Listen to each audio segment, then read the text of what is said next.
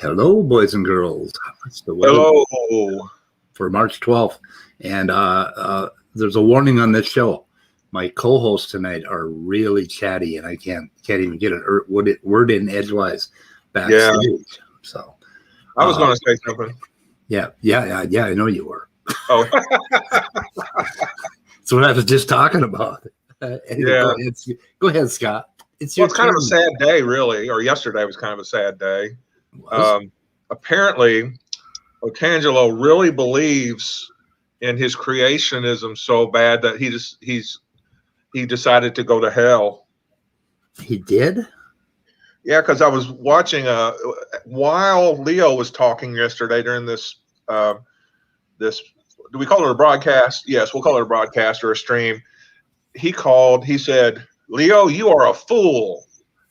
And of course, if your mind harkens back to Matthew 5:22, which Christians believe in, it says that if you call somebody a fool, you're in danger of hellfire. And so I looked up the word fool, and basically the word fool is moron. So basically, poor Otangelo is going to hell because he thinks Leo's a fool, according to his religion. I'm in the process of trying to find another religion for him, like maybe paganism. Like Ocean Keltoy does some really good videos about pagan religion and Norse religion. And I'm going to send him a pamphlet. I'm just going to send him a pamphlet. Say, listen, all you have to do to get to heaven in Norse mythology is just to die in battle. Well, yeah, the thing is, though, about that is like, I'm just not convinced, Like, I mean, they basically worship Marvel characters. So, yeah, and I'm more of a, I'm more of a DC guy. But also, I learned a really good word yesterday that kind of describes, I think, the reading comprehension issues that Otangelo, his friend Sal, and Sal's friend, whose name I can't remember, with the high-pitched voice and the really tight collar, Emery Moyna. It's called tendentious. It's a beautiful word. It means reading with a particular point of view in mind. For instance, the fact that we always read and realize that they're not reading this paper right. They're wrong about their reading of it.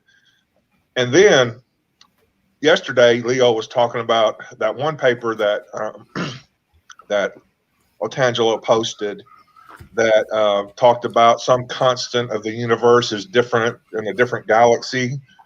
Yeah. And then didn't read the paper that refuted it and overturned what that one paper had said. So they're either lazy because of their creationist viewpoint, or they're dishonest because of their viewpoint, either of which violates their own Christian values. So, I'm sorry. Go ahead. Go right ahead. I was done. Oh, no. Well, I just going to say, Brain Bug. Yeah, no, I wouldn't fight on that because I actually agree with you. I just say that I'm more of a DC guy when I'm ripping on polytheists. Now, when I was growing up, I was a DC fan for economic reasons, and that was that every issue of Marvel was continued the next week. This is before you could get comics on the internet. This is before they even invented an internet. I don't even know if Al Gore had been born yet. I don't know. But so I'd go to the grocery store and they'd have their comics all laid out, and I'd buy one and take it home. And if it was Marvel, it was continued next week. Well, there was no guarantee that there would be an issue available for me at the places I bought comic books. So I always went to DC because more often than not, they were just, self-contained. So it's an economic thing for me. So I have a question for the chat, and that is, can you hear this? I don't know if you could hear that or not. Anyway, so Top Dog, you sent me a video. Top Dog?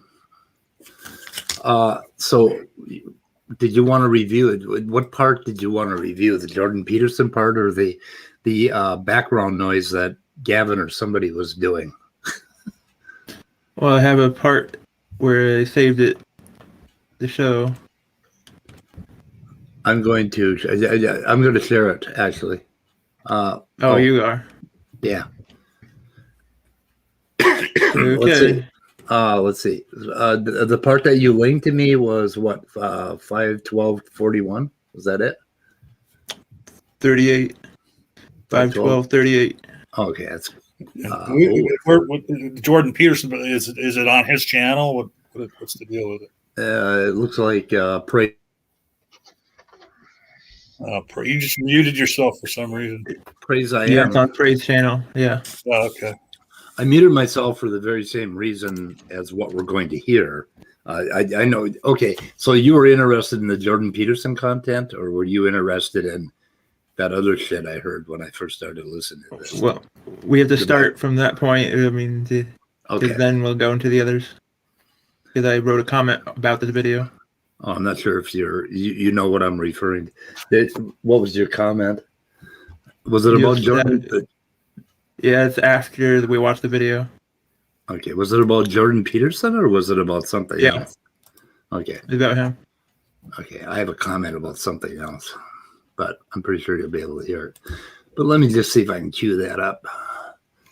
Oh, let's see. What is that called? Biofight Back? Yep. Sure.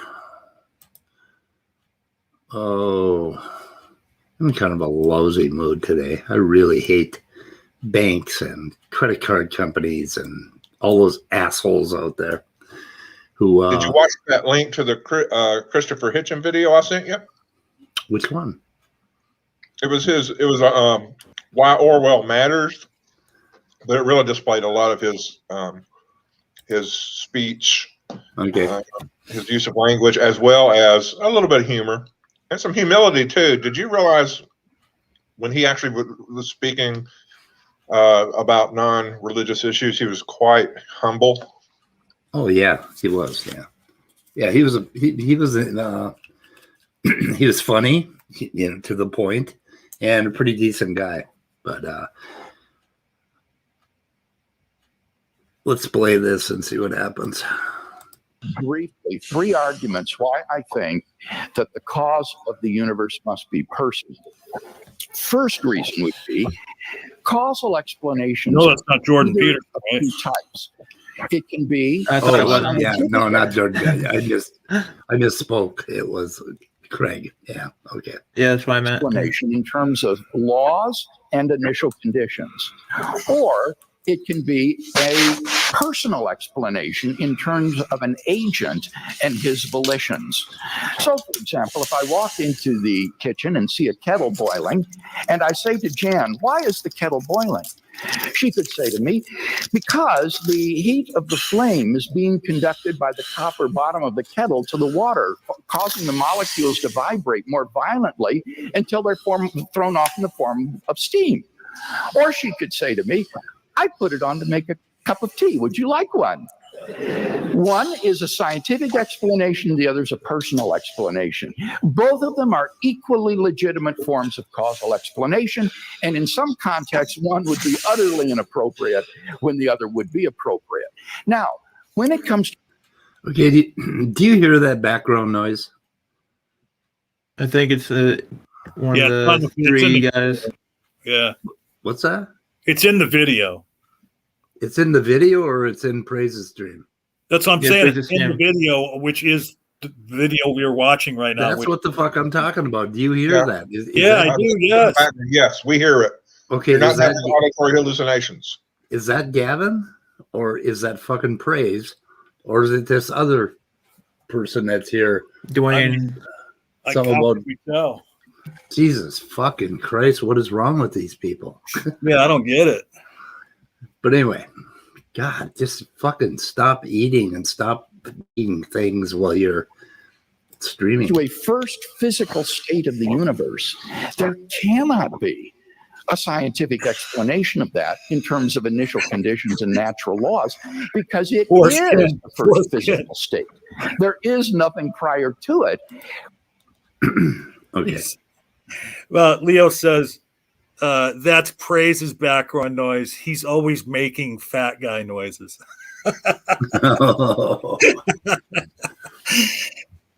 So where do you come in and start commenting, Top Dog? After the video, Okay. you have to know what the content first. Okay. So this almost sounds like some of Danny's arguments. Which you could deduce it by natural laws based on prior conditions. So the only kind of causal explanation that's available will be an explanation in terms of an agent and his volitions. And that gives you a personal creator. Second reason, the cause of the universe, as we've seen, must be timeless and spaceless and changeless. Now, there are only, and immaterial, and therefore immaterial. Now, there are only two possible candidates that I can think of that could fit that sort of description. Either an abstract object, like a number, a mathematical entity. These are timeless, spaceless, immaterial. Or else an unembodied mind or consciousness, a mind without a body. But there's the rub. Abstract objects don't stand in causal relations. That's definitive for what it is to be an abstract object. And therefore, things like the number 7, for example, have no causal effect I'm sorry. on anything. From which Forsman. Okay, first of all, how can he say that it can only be, it's this dichotomy, and one side of that dichotomy is a I forget how he put it. He didn't say bodiless mind or a disembodied mind or something like that. How can he, show me one of those things? Like, how can you go there when you can't even, show me one of them things? And then he goes on to say, which my fucking boomer mind forgot. Yep, lost it. Made you stop the tape for nothing. I have so many problems. I have so many problems with this kind of argumentation, but this is basically what Danny came up with the other day when we were talking for like an hour or whatever. It's kind of the same kind of bullshit. Like, you come up with an abstraction, basically, a human abstraction, and then you try to reify it, and then you say, "Oh, abstract objects can't have causal relations." It's like, you made me remember. I'm sorry, you made me remember before my boomer mind forget. Okay, John. He was saying about an abstract. John. Oh, are you okay? You better tell me before you forget again. Go ahead. Sorry. No, you and me know one another really well. So I'm just gonna let everybody know that was you trying to make me forget again. But look, he said that he said something to the effect that abstract things have no causation. Of course, they have a causation. The human mind. Okay, there wouldn't be an abstract concept of any kind if it wasn't for human minds. Right. But the human mind is not itself an abstract concept. And then, I never said that. But then he goes ahead and says that disembodied minds can have a causal effect, right? How in the fuck does that work? It's just like, I just wanted to clarify really quickly. What he just said is like standard in philosophy. Stupid. Like, abstract objects don't stand in causal relations. Stupid. Harry Potter doesn't cause. Well, anything. ignorant. Doesn't cause anything. Ignorant. The word "the" doesn't cause anything. Okay, so. Well, no, I was just clarifying that because it seemed that. Anyway, well, hey, at least Danny Never mind. agrees in the live chat. So, Jesus Christ, I think everybody should go meditate on this one point. Okay. Oh, I know. I've seen this. Leo, are you interrupting me? You have a brain. Okay. That brain does something, and that something causes you to make noises and have think, plan, plot things. There's things going on the side of your brain. These are very physical things. Okay, Well, of course, I'm a we are physicalist. primates, and we are confused by our own brains, and we call that our mind. But there's nothing there that mind does not exist. That's some shit you made up to describe what's happening to you physically. Okay. Well, I mean, So when you come up with things like abstract objects and you try to make hay with them, go away and meditate about the fact that primates are not yet smart you're a enough nominalist. to understand their own fucking physical nature. So you're a nominalist? A what? A nominalist. I'm not an ist. Well, that I'm what not- you just I'm described. a nominalist, naturalist. the idea that like abstract things aren't actually real in any sense, that they don't really exist. That's nominalism. You just expressed that. So you would Okay, be a fine. nominalist. Yeah, I'm not a nominalist. Nominalists I about don't think naming the idea things, that right? The idea that abstract objects don't actually exist, I would disagree with that. I would say that they exist. They just exist as abstracts rather than concretes Where do they exist? in the mind. In the mind. What's a mind? Yes. Where does the mind mind exist? The mind is the The sustained agreement that process. abstracts don't have causation. They exist in the mind, but they don't have any causation. What's a Exactly. mind? The word "the" doesn't cause anything to happen. What is a mind? A collective mind- of The mind is the processes. sustained process that the brain does. The mind is to the brain what digestion is to the digestive tract. They're both real things. They're processes. They're not objects. They're processes. Just like stellar nucleosynthesis exists. It's you can't point to a thing and say that's a stellar nucleosynthesis. You can point to a process and say that's stellar nucleosynthesis. The mind isn't a thing. It's a process that a thing does. Just like Well, digestion. let me ask a question then, Leo. If the mind is a process, then aren't the things like abstracts that the mind produces, don't they have a causal relationship to the mind then? You're saying that that's a process. Well, through that process of the mind, abstracts exist. That sounds like Well, causation to me. But I would say that the mind causes abstracts to exist. But that would mean that the mind can cause things. But I don't view the mind itself as being an abstraction, as being something abstract. Right, and I'm not saying So, it is. where All the I'm mind saying can is, create is it, abstracts, hold the on, abstract let me create respond. Hold and on. The whole thing started because what's his name here? I want to Craig? say Jesse Lee Peterson, and that's not William Lane Craig, one of the other three named. But no, he said that abstractions have no causation. I'm not saying that the mind is an abstract. I'm saying though the abstracts have causation in that they are created by human minds. And you balked at that, but now you're saying the mind is not a tangible, it's a process. So if it's a process, one of the processes that it does is it creates abstractions. So abstractions then, ergo, have causation. Well, they don't, because the abstractions aren't doing any causing. The mind is causing the abstractions, but the abstractions are not causing anything else. So Right, the but mind it doesn't creates matter. But okay, but I'm not. I didn't make that claim. I didn't make the claim that abstractions were causing anything else. I'm saying that Then you the agree. mind causes abstractions to exist because it comes from Well, the of mind's processes. Of course, but that doesn't mean that the Okay, abstractions. well, why did you themselves balk at it stand when in that was my initial claim and you balked at it? Well, because it seemed that you were trying to argue that because what the fuck was that? That because I don't know, my computer just did something weird. Can you guys still hear me? Yeah, Yep. yeah. Okay, my computer just did something weird. I want to make sure I was still here. It seemed to me, and maybe I just misunderstood you, but it seemed to me that you were saying that since the mind creates abstractions, that thereby the abstractions can cause things, which I would say that is. Guide I us would learn not that lesson. Yeah, no, if I said it inelegantly, my apologies. But I did not mean to intimate that. Okay. My only claim is that Craig here said that abstractions have no causation, and Well, I mean, I took in a that to mean sense. That's what he's saying. What he's saying is that they don't No, stand what's in on- causation. So what Well, he's saying is that abstractions can be caused to exist, but the abstractions do not themselves cause further things.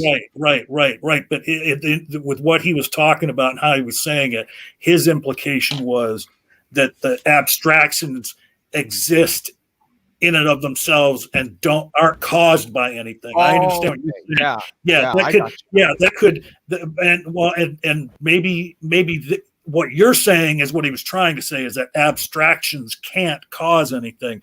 But I took it as he was saying that abstractions had no cause. Yeah.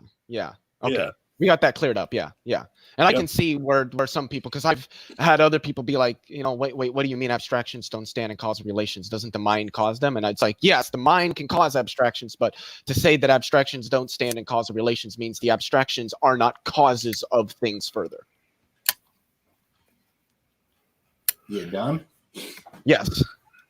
I'm a William Lane Craig whisperer, just so you know. I used to be a devout follower of his, so I know his arguments like the back of my hand on both sides now, since I'm an atheist now. Follows, therefore, that the cause of the universe must be an unembodied mind or person. So that would be the second reason.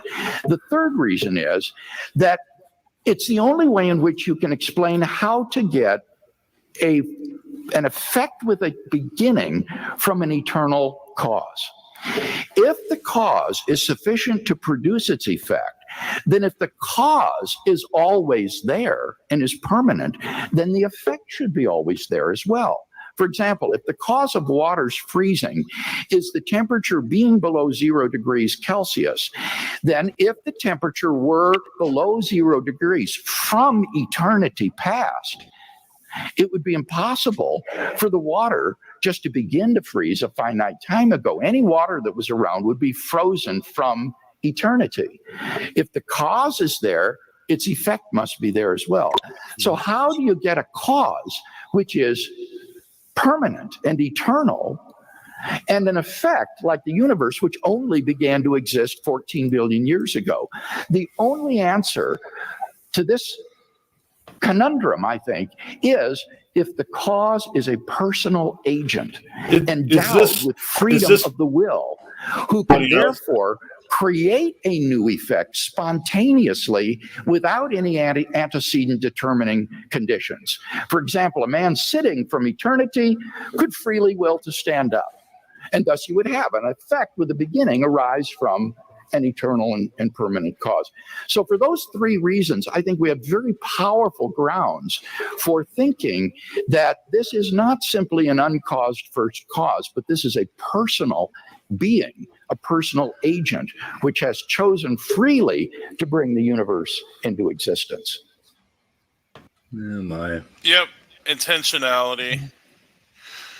So, I mean, technically speaking, everything that Craig said there is true. I mean, if you have some effect that was brought into being a finite time ago, but the cause of that has existed from eternity past, the only way that effect could have only begun a finite time ago is if the cause has the ability to freely refrain from producing its effect. Because if the cause is sufficient to produce the effect, and the cause has existed forever, then the effect should also exist forever. The only way around that is to posit intentionality. But that doesn't mean that I agree with him that the universe requires that, because I view time and how God would be, quote unquote, related to time drastically different than Craig does. But everything he said within his framework is correct. It's not inaccurate. Is there anything after this, Top Dog, that we should listen to, or we just want to look at the chat? I guess instead of hearing their responses to the video, we can look at the chat if you like a minute in the future here. What happened to the old pop-up chat guys, button? Question. Can you guys hear me? Yeah, but I'm asking a question. What happened to the pop-out chat button? There used to be a pop-out? Oh, it only does it live. It has to be Really? live to do that. Oh, damn. Okay. So look, check it out. When that was playing, the video was playing. Was it roboting for anybody else? No. Not really. Yeah. Must be. It's probably time to clear my cache on this piece of shit laptop.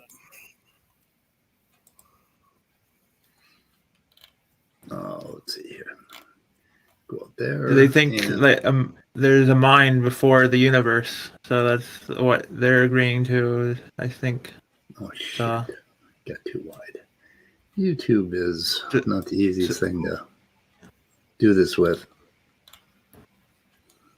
Now the chat disappeared. Oh. Yeah, no. Yeah, you got to play the video a Yeah. little bit before they refresh the chat. Well, not only You that, gotta but go- get rid of that. Yeah. you got to Yeah, go a change- minute more. I got to what Change it to I go a live minute. chat.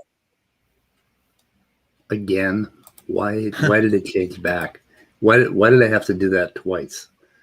I don't know.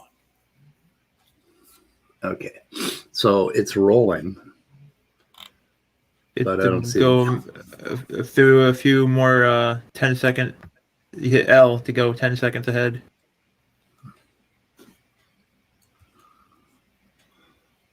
Oh, really? I never knew that. I thought it was right arrow key. Right arrow Yeah, it goes key. 5 seconds ahead. 10 seconds goes 10. I mean, L's button hits 10 seconds ahead, but arrow key goes 5 seconds. There we go. Yeah, nothing's happening with chat. Yes. Oh, it should be my comment in there or chat. You're not adding. I don't know. Wait, hold You on. have what to- the fuck? Unless Oh wow. something froze. Are you adding 10 seconds to the video? Quite a few. 10 seconds to the video. 5 seconds, what I get. Check this article out here. Let me see. It must have froze. I have a feeling I know what this says. I don't see the numbers going Oh, up. no, now it's moving. There's your first chat There. Yep. right there.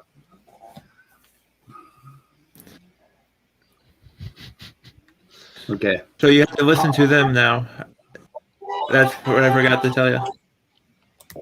I can't wait to smack you guys down on the whole nature of man debate. But good tidings to you both, and good night. You as Jamie, well, you- Jamie. Don't remember This what was the time soul sleep debate when they first. talked about it. My Yeah, comment. that's what I. Are you talking top dog? Like Yeah. Leo Phil. Yeah, I am. Just Yeah, saying you that should- you have to you wait, shouldn't have done wait that. until what? You shouldn't talk while the video's running. You should say foreskin if you want to talk. Yeah, and like Okay, where are we here? What's the challenge prize? Dude, there's way if too you much go noise to going on Top right Dog now. Shattuck's channel, What the hell? Who's playing You went video? too far. Yeah, I know. Yeah, because No, I I had to welcome up to Angelo. oh, shit. Where the hell was this again? I can't find it. Can I respond to a comment that Otangelo made before we continue really quickly? Because I thought it was really, really funny when people talk about physics and they don't understand what they're talking Okay. about. Go ahead and do that. So he's talking about how the fine structure constant has a dipole, i.e., that its value deviates ever so slightly along different measured axes, which is not something that does not mean what Otangelo thinks it means. He also seems to think that if the laws of physics change, then that means that they're fixed by some intelligent agent. Actually, that means the opposite. If the laws of physics change, then that the physical configurations that they describe change, then what that means is that the laws of physics are not actually laws, which they're not. We just call them that. What it means is that they're descriptions of a system that are dependent on how that system is configured. If the system is configured in a different manner, how that system is described, like say its time evolution perhaps, might vary or deviate from certain standards due to the differences in how those systems are configured. And it is very, very likely, we don't know yet because we don't have the observations, but it's very likely that the fine structure constant and thereby the speed of light and the strength of electromagnetism could have varied wildly in the very, very, very earliest moments of the universe's evolution. And it probably did, namely because there was a time when all four fundamental forces in nature were combined into one grand unified force. The physical configurations of the system we call our universe would have been drastically different. And so the descriptions of that system are not going to look like the descriptions that we see today in a much calmer and much more consistent reality. I think we lost Speed. Well, No, he's muted. I had an must issue. got a call. Oh no. No, I had an issue. People in my backyard trying to figure out why this is not a park. And So just really did you- quickly, Did you have to go out there and say, "Get off my lawn"? No, I shot him. Oh, okay, that works a lot better. Okay, Speed. 10 seconds as they talk about my comment now. I just watched the video myself. Okay, 10 seconds from here. Yeah. Yeah, me too. Yeah, I'm tired as heck. So, Top Dog Shadik or Shadik. The guy in the video basically saying the flying spaghetti monster could have created the universe as unexplained. Imagine wrong, Top Dog. So there's certain attributes that are required for the universe. Those attributes fit the God of the Bible perfectly. And the flying If you have spaghetti monster. if you have another agent or another God that has those attributes, let's compare and contrast. So good luck. There is none. There are no. Flying spaghetti monster has a personality and does things, right? Like has Yeah. intention. It Yeah. has eyes. Well, Huh. yeah, it has lots of arms. So Praise is talking, so presumably that noise isn't coming from him, but like, who's the other person that's in there? Is that Gavin with him? Yeah. Yeah, it's not, honestly, and I usually say shit like this joking around, but it honestly sounds like he's rubbing one out. Something, yeah. Yeah, he's like, Maybe he's trying to put his pants on. who knows? Okay. eternal deities except for the Judeo-Christian, the Judeo beliefs. Okay. Praise is saying that no other gods anywhere in any other culture have human-like intentions. Is that what he's saying? Mm-hmm. So, I mean, there might be one other one with. There's another one out there. It's like really ambiguous though, and it's like it's actually been debunked as polytheistic though. So, really, it's just a Judeo viewpoint. He's an idiot. So the God of the Bible is real. We know that. Well, oh, yeah, we do. Oh, we it's do. by definitionally or necessarily the case. That's true. What is your progress on my $100 challenge? Well, I'm still working that on it. They quit talking about you? The few more minutes, but it's hard to get to, I guess. Hey, real need quick, to though, before you go on.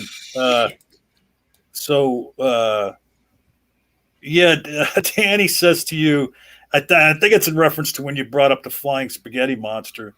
We're commenting on that, and and he says it has a body which would be physical, answers in atheism, so it's not analogous.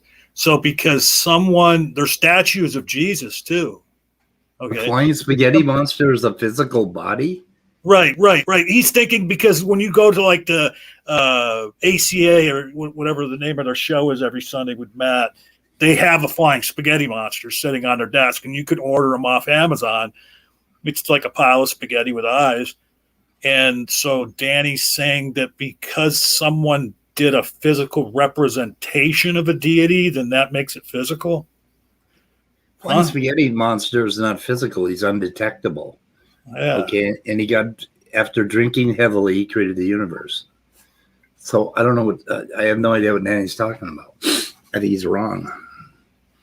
Anyway. And Okay. they talked about my $100 challenge Oh, do they? for the creationists and intelligent designers. Okay. It's on my about page. What's the challenge My YouTube. prize? If you go to Top Dog Shattuck's channel, he Yeah. has it'll. If you look to his, if you go to his description box, it'll show challenge to theists or Christians, and he goes through. If you read these, if you read the vid or watch the videos, and you got to give a comment on each video, he'll give you $100. So you've got to watch each video and leave a comment, Yep. and he'll give me $100. Yeah, The first person to Sounds do like that. easy money. it does. I just don't know. Like, I don't know how. Like, you know, people say they'll do stuff, but I just, you know, and humans are just not really Skip ahead a few believable. more. Well, not seconds, I believable. guess. The word I'm looking for is like reputable. Like they'll tell you they'll do something, then at the last minute say, "Whoops, you didn't fulfill something," you know. So that's why I don't even mess with it. Yeah, it's better not to trust an atheist because you'll be let down. But I appreciate Yeah, it hey, though. If he is being genuine, then Okay, we can just run this and wait for the chat. Is there more in chat, or do they talk more about you? Wait, right here. This is it. Oh, what? There you got it. That's why I was saying a few more seconds, and then you muted it right at the time when they were talking about it. Oh, shit. processes. Well, first, kudos to him. If he is being genuine, then kudos to him. Yeah. So why do you think there's anything beyond natural processes? Well, first, you have to show that it is natural. Like natural, what does that mean? Physical? I can Well, answer can you that show question. that if nature's physical, objectively Yes. physical? How do you know? Yes. How do you know material exists? Well, now you're conflating. Material and physical don't mean the same So thing. if you can't even show material exists philosophically, then Which we can. it's not even, that's your assumption. And I would say that we have metaphysics, we have abstract conceptual proofs that material is inferior to the metaphysical realm.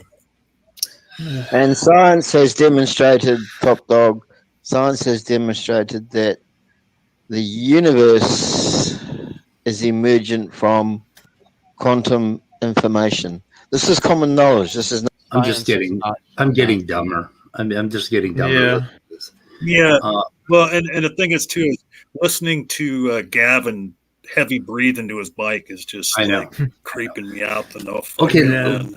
I want to point out, okay, Danny says the flying spaghetti monster does generate predictions since it has a body. No, it doesn't. It's undetectable. The flying spaghetti monster is a supernatural being with intentions and a drinking problem who can create universes by intending them, particularly with a hangover. I mean, I thought Danny knew this. And then he says God does not have a body. What? But the spaghetti monster does? Danny knows something about the flying spaghetti monster? Do you have a philosophical argument for that, Danny? All And I'm then saying, he doesn't know what you mean by FSM. He doesn't know what I mean by FSM. if the flying spaghetti monster isn't physical, then it isn't flying, and it isn't spaghetti, and it isn't a monster. What you would be calling the flying spaghetti monster ultimately would just be God. Who said it was flying in the sky? I'm saying it was flying it's flying in a metaphysical realm. But you can't fly. Everybody knows that. That's not what You flying can means. fly in a metaphysical realm. Angels fly. I don't know. But ain't, Don't no, that's not In how it heaven, works. they have wings. What do they have Shit. wings for if they're in heaven? They only grow wings, or do they metamorphosize when they come onto the earth? I mean, these are some really deep questions that we're covering here today. hmm Okay, Well, in the next Yep. in the video, I think Gavin tries to challenge me or on a debate. You'll have to play the video. Sorry, I have to play the video. just a few more seconds of the video, anyways. Nothing new. The universe is emergent from quantum information. Oh, fuck. Now, infinite existence by itself. And he thinks that mind is causes the quantum information too. So Top Dog says, can you guys be too deep in your place to get out of it? Well, I mean, I'm open to. I mean, I don't think so because I just know too much. Like it's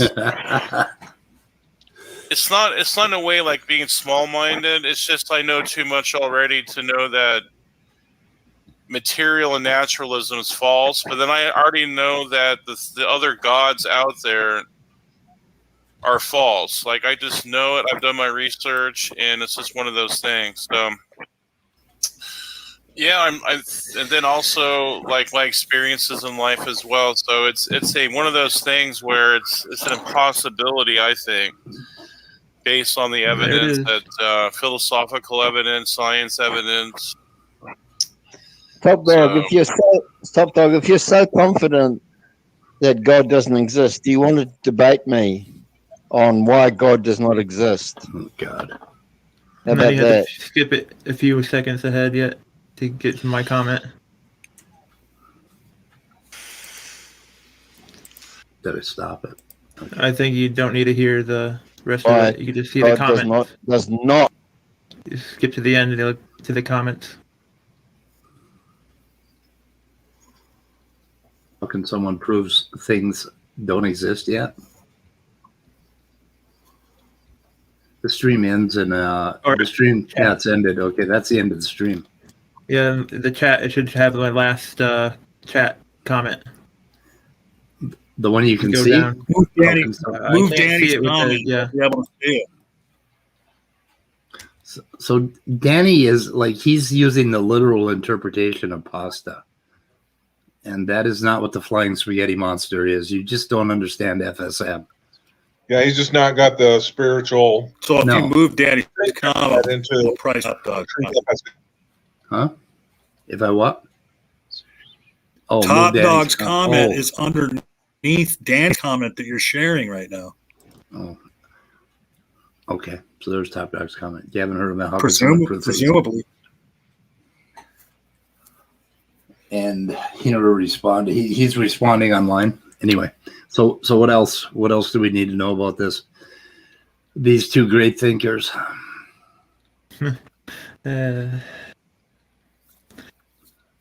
I'm more interested in how Danny is a FSM literalist.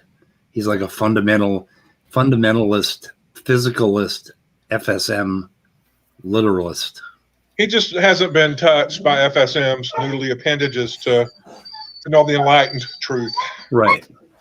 I mean, Jesus Christ, Danny, how could pasta create a universe? I mean, obviously, the pasta is in another realm. It's another kind of pasta. It's a pasta, a timeless pasta without a beginning or an end. It's an eternal pasta. It's a Well, human right, concept. Pasta by to understand. definition is physical. So if it's not physical, then it's not pasta by any measure of the word pasta. The minute you say it's made of pasta or it's flying, Well, right, and you're ascribing physical attributes to a non. But Leo, it's not physical pasta. Then it's I mean, not. God, Then it's not pasta. it's That's like saying figurative this is a pasta. physical what do you mean being. it's not pasta? Pasta is by Wait a definition minute. physical. Wait a minute. All these Christians claim that God is a disembodied mind. Any fucking painting I've ever seen of God, Right, it's this a is- body. Okay, this- so Okay, this is disembodied pasta. I mean, how difficult can this Yeah. be? Well, Disembodied I- pasta. So do you think that I think that minds can be disembodied? Because I Well, would I don't argue think the you same under- thing. Minds by definition are physical, just like pasta. Neither of them can be non-physical. I don't think you understand pasta. Pasta is not a physical thing. It's an abstract concept that makes the pasta. The macaroni, I mean the wheat and the flour and all that, that's just the physical embodiment of the pasta. The non-physical part of the pasta is the actual pasta. It's an abstract thing. And that's what the flying spaghetti monster is. You know, the you're flying like, spaghetti monster is God. are you a Trinitarian? No, I wasn't a Trinitarian when I was a Christian. I was a modalist. Well, but you are when it concerns pasta. No. Yeah. Okay, no, there's the pasta-ness, the abstract concept of pasta. And there's the wheat and the flour. Okay, so, and then there's the and then there's the form of the pasta. Do you think So- wheat and flour are identical with pasta? But Yeah, those hey, are wait a all minute, one. wait a minute, Speed. You're being heretical right now. The Trinity is the pasta, the rice, and the whatever other grain I can't think of right now. No, rice is the devil. No, man. That's part of the Trinity. You can't put rice in your spaghetti sauce. Oh, the right? third one is potato. I assure you. Potatoes are angels. Okay, potatoes fell from Right, fell but from you the can't call supernatural. them Mr. Oh no, you can't do that because they're genderless. Yeah, I mean, and so yeah, I mean, they're just not getting it because they're thinking too literally. That I know. if it's called pasta, then it has to be physical. But it's this is a pasta that transcends all other pastas. I think it's just spaghetti because the idea of strings and stuff touching things or something like that, creating So- things. Danny, what scripture are you reading about the FSM? Can you give me a source? Because Because if you're not reading from the Chef Boyardee version, then you're reading the wrong Bible, man. That's right. I mean, God, he says I'm missing the point. I'd like to know what your source is. What scripture are you reading? Yeah. Anyway, boys and girls, what else is happening today? Well, back to the video just for a since second. we're not- Oh, go ahead. No, go ahead. Since Gavin was saying to debate him or something, and I wrote, he wanted me to debate him about the non-existence of a God or something. Then I wrote, how do I prove things don't exist? right. At the last comment, that was just about it. That was So you can the take end down of the it. video And then now. so Yeah. And so Thank what you. I was going to comment on is, and I don't know why this was going. He must have been having a conversation with somebody else in chat that I missed the first part of. But Lucifer Almighty had brought up, had responded to somebody the naturalism of the gaps is not a thing or something like that. And I just want to comment on it because it's so funny that they came up with this naturalism of the gaps as an answer to God of the gaps. And the funny thing is, like, naturalism of the gaps is so ignorant that, okay, so if there was something we didn't know in the natural world, and you're saying naturalism of the gaps, like if science explained it, then it would be a naturalistic explanation. So to say naturalism of the gaps, it just doesn't make any sense. Like, because Exactly. everything that we've explained about the universe thus far has been explained by naturalism. And so if there's an unknown that Christians want to say, well, that proves it's supernatural, once we do find the explanation, it will be a naturalistic explanation. Like, so, Exactly. Yeah. Saying that naturalism of the gaps, or trying to argue that in inferencing, making the inference that anything that we don't yet understand will be explained through natural mechanisms is somehow fallacious, is essentially saying that inference to the best explanation based on an established and consistent precedent is fallacious. I assure you it's not. yeah. Yep. I mean, and just show them once, hey, the thing is too about, they say supernatural or, outside of that nature, which essentially means outside our universe. Okay. But the funny thing is if there was ever anything shown to have a supernatural causation that is outside this universe, it would then become a naturalistic explanation. Exactly. Because we would have discovered some realm outside of nature and realized that there's another universe, another, Some higher dimension or other realm, that we'd be able to measure it and understand it and quantify it, it would be natural. Oh, Yeah. tripe. I got a new word, tripe. Okay, abstract is a word that describes a type of thinking and representation. Abstract objects. If you're asking questions about abstract objects existing or not existing, then you kind of missed the fucking point. By the way, I don't know about anybody else in here, but I know with myself, I'm not a materialist. I don't know why Otangelo keeps bringing up materialism. Speed, I think you said that you take the position I do. You're not a materialist, but you are a physicalist, or am I Yeah, mistaken? I think so. Well, Yeah. I don't know why he keeps bringing up materialism. yeah. Why is Otangelo? That's also something that I would say, if you're questioning the difference between materialism and physicalism, you may have missed the point a little bit, because they used to call materialism like all things material or physical. So materialism pretty much meant physicalism at one point. At one point, yeah. Now some people separate them. No. Yeah, and the other mistake about physicalism. So why is Otangelo? I'm sorry, I thought you guys stopped. I didn't mean to interrupt. Go ahead. Well, you see, the thing is when you're talking and then you pause, and then somebody else starts talking like you just did, then the right thing to do is to pause again and wait for the other person to start talking. So I'm waiting for you, John. What were you going to say? I'm just right. I mean, because and I've been having, I'm still having fucking issues, like everybody's roboting out on me a little bit here and there, and then you said something and you and Lee were going back and forth, and I got dead air for like 3 seconds, but that might have been because one or more of you like cut out on me or something because of my shitty computer. All I was going to say is Otangelo Grasso, for some reason, is in the live chat speaking as if he is a Darth Dawkins sycophant. Like, he said, well, how can you establish what is possible and impossible without referencing God? I mean, that's straight out of Darth's mouth. What is Danny responding to here? That's not the technical term. That's like what creationists do when they post the definition of a theory to refute evolution off Google. Is he still talking about flying spaghetti monster? And he hasn't told me. I think he's talking about your last post.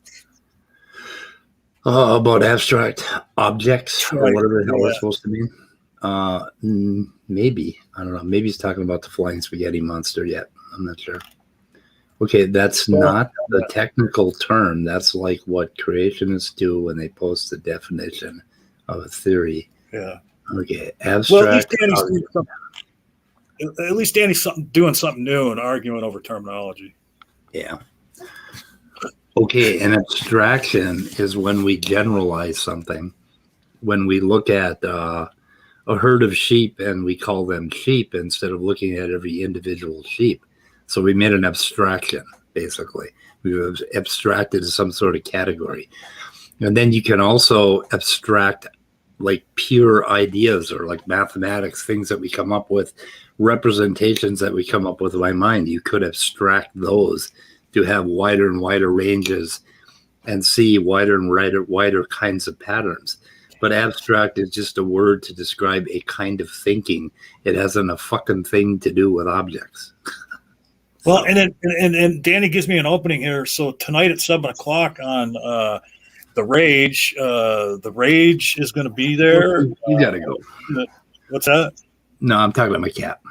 Oh, but Speed's going to be there. Jefferson Spatchcock, hopefully Jay Spatchcock, and maybe somebody else I'm forgetting. I don't know. But we're going to finish reviewing Jefferson's stream from the other night, in which Danny got spanked by some more philosophically minded people than himself. And Danny just said in here, answers and atheism. Where the fuck is it? He's accusing you of answers and atheism. You were equivocating on abstract. And that's one of the first things we're going to look at as we finish up this video on Jefferson's channel from the other night. Is Danny's going to be shown in that stream that he does not actually know what equivocation is. He's going to be shown that by someone superior to him, Cerberus Hex. But yeah. Well, it matters, Danny, because I'm telling you that those guys are wrong. And Wait, you probably are too. Wrong on what? About this talk about abstract objects. It's in the category not even wrong. When you start talking about do abstract objects exist, you have missed the entire point.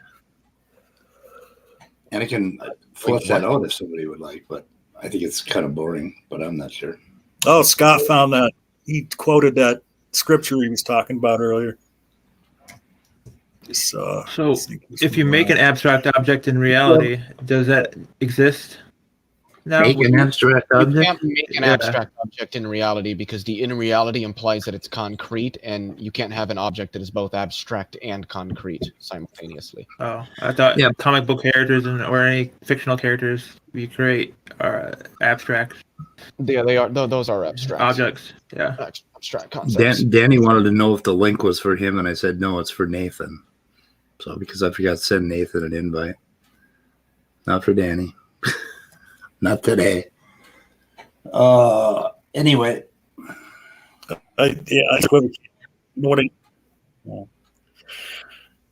No, I must be on a delay or something because my computer's fucked up. Sorry about that. Are you on a computer today? Or are you usually on a phone? Always on a computer. Oh, okay. No, I'm usually on this laptop. But what I did was I haven't cleared the cache in a few days. Normally when I clear the cache, then I have to call Mockup and get the code to get back into the StreamYard account. Okay. I didn't want to fuck with that, so I just brought it up on another screen while we were streaming, cleared my cache, thinking it would, clear my cache, but I must have had to have I should have reconnected, is I guess what I'm saying. Even though I cleared my cache, it doesn't seem to be having an effect. Does anybody know who David Rives is? Who? David Rives? No. Never heard of.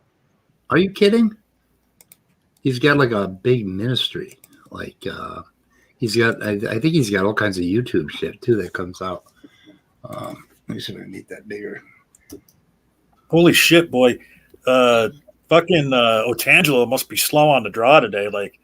Just half a minute ago, he posted, much better be a second fan of Darth Dawkins than Speed. Well, what?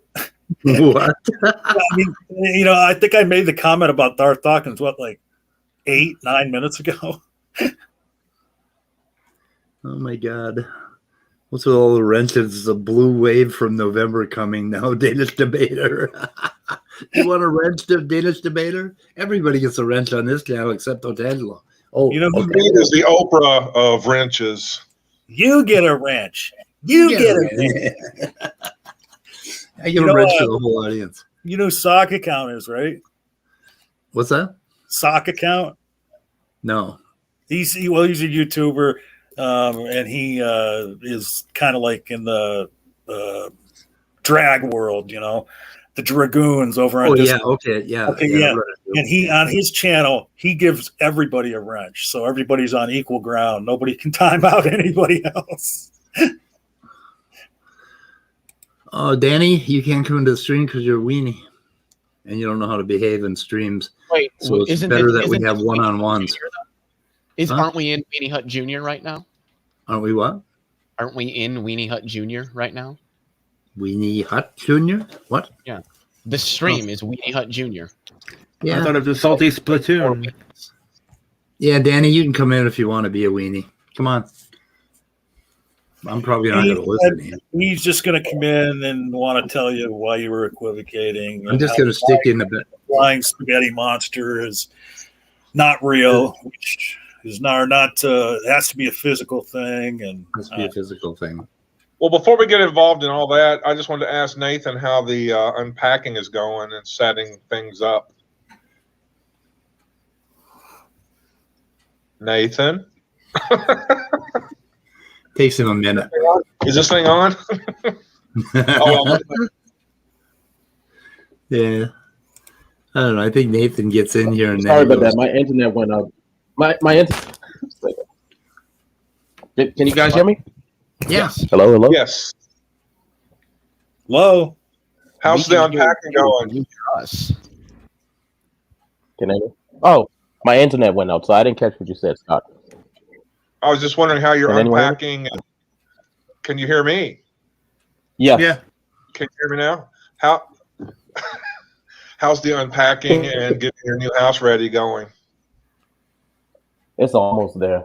It's just the office that I'm working on, and I'm just taking my time. There's so many boxes to unload. Oh my god.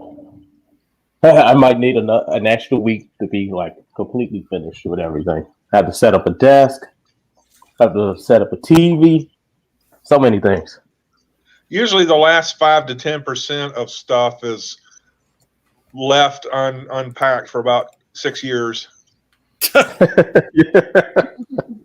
I know that I'm going to be moving here sometime in the next year and a half, and I've already decided that I'm going to take with me whatever fits in my truck, and then what doesn't fit in the truck, I'm just going to put it to the side of the road and buy new when I get to where I'm going.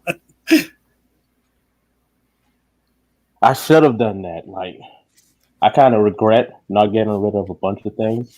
Now I'm like sorting through every box, and I realize I have more trash than actually furniture. Yeah, because then you get to your fucking destination and you're pulling it out of the box and trying to decide where to put it, and there's so much stuff to go. Yeah, it's going right in the garbage. Hey, I love that you found that Speed, because I was going to bring that up, and I can get your reaction to it. Yeah, Danny's asking how he breaks the rules. He honestly, I'm telling you, this kid has absolutely zero self-awareness. Well, either that or he's got the memory of a goldfish. Maybe he's a vampire. When he looks in the mirror, he doesn't even see his own reflection when he looks in the mirror. He has that little self-awareness that he probably has to shave, blind, because. Wait, so does he break rules? Does he break rules? Yeah, does he break rules? Does he break rules? That's the Leo, question. you're asking that seriously. And You've repeated listened 4 times now. I just want an answer to it. Yes, he does break rules. Okay, what rules does he break? He talks over people. He does yells in a loud voice. Sorry, Leo. Sorry. Yeah, I would be upset. He insults people constantly. He won't stop insulting people. When you mute him or put him in the back room, he comes into the front room and he's still fucking talking, and he comes in full barrels. So he talks over whoever happens to be talking at the time. Rule number, what am I on, number 8? Rule number 8, he doesn't read the fucking room. Rule number 9, he takes no direction from the moderator. Rule number 10, he insults the fucking owner of the channel. That's the biggest rule you guys want to know about. But doesn't the owner of the channel also insult him? Fuck yeah. The owner of the channel gets to do that. So he's a weenie. That would just be hypocrisy. I get to insult somebody, but they don't get to insult me back. I'm a hypocrite. Yes. I'm a hypocrite. I'm biased. At least you're open about it. Huh? I said, at least you're open about it. I'm honest. I'm fucking honest. That's one thing, that you could give me credit for. Really honest about it. Yeah, I'm a hypocrite. If I don't like you on this channel, I'll fucking toss you off. It's just, that's why people have YouTube channels, It's just. Well, and one thing that you don't do, Speed, is like, you don't get hung up on these minor fucking details and go down rabbit holes that lead nowhere but just to one little kernel of a discussion. That's my biggest problem with Danny, is he derails conversations all the time, trying to talk about the most minuscule points of a conversation. Yeah. And the thing is he's disingenuous, because he is smart enough to know when people are using a term or a phrase in a certain context, that when a term has like different contexts, different usages, he's smart enough to suss that out, but then he pretends like he can't suss it out and then wants to talk about it for 20 minutes. Well, what do you mean by green? Well, what do you mean by yesterday? What do you mean by, just like. Or the flying spaghetti monster is physical. You know, it has Right, to be. right, You yeah. know, it's like, and then he didn't even seem to get it when we were yanking his chain about it. It's just like, Well, and Jesus Christ. I get past that by, and I'm just giving him some grace here and trying to steal him. I think he was joking about all that stuff. I don't know I if think he he was just, I think he was just giving us the patented Danny treatment on something nonsensical. I think. Okay, maybe he was taking the higher road. I did It's want hard to say, tell. I do think that Danny gets hung up on words or terms, and that would be a criticism that I have of him, but I don't think he does it disingenuously. I don't think he's sitting there, I'm going to just press them on with this one word. I think so. I think so. You can't. Yeah, I don't think he's doing that. I think so. But he might not be laughing. He might not be laughing. Like some landlord. Trying to get the rent. No, I'm not saying that. I'm saying that he's intelligent enough to suss that shit out. So when he asks what it means, he already knows what it means according to the context of what the person said. I mean, you'll never convince me otherwise. It's very good to in a lot of instances define terms when you're having a discourse with somebody, but he wants to define the most basic terms that can be understood given context more times than not. Danny's in the back room now. Danny, if you come in here and try to explain the flying spaghetti monster to me, I'm going to boot you again. I swear I'll boot you if you try to do that. Why don't you want to talk about that? The flying spaghetti monster? Yeah. Because the flying spaghetti monster is it doesn't exist. Well, I don't think it exists either. Okay, well let's not talk about it then. Why don't you think of something that does exist? Well, what do you want? Are you going to allow me to defend all the claims, or do you just want to change the topic? Because I'll just do what you want me to do, since you're just going to ban me every time I say something that you don't like. Right. Yeah, I am. In fact, I just can't wait to find something to ban you for here. So anyway, I don't you think can proceed as you like. Water you're giving to all the creationists on YouTube every time you do that. Oh, I don't think I'm doing that because. And I understand that. Look, you make the rules, but there are other people in the room that do break the rules just as me. I have people yelling at the top of their lungs, "Fuck you, you little twat," all sorts of stuff, and they break the rules just as I do, and there's no consequences, right? John left as soon as you got in, so. And Midnight also is abusive, right? He called me an idiot today. So are you going to ban him? No, it's not about rules, Speed. It's not about rules. Right. It's about targeting. It's fine. I'm not going to argue if you just don't like me or don't like what I say. Okay, there's nothing to disagree about that. Disagree there. I can only disagree that it's rules that explain why my ban.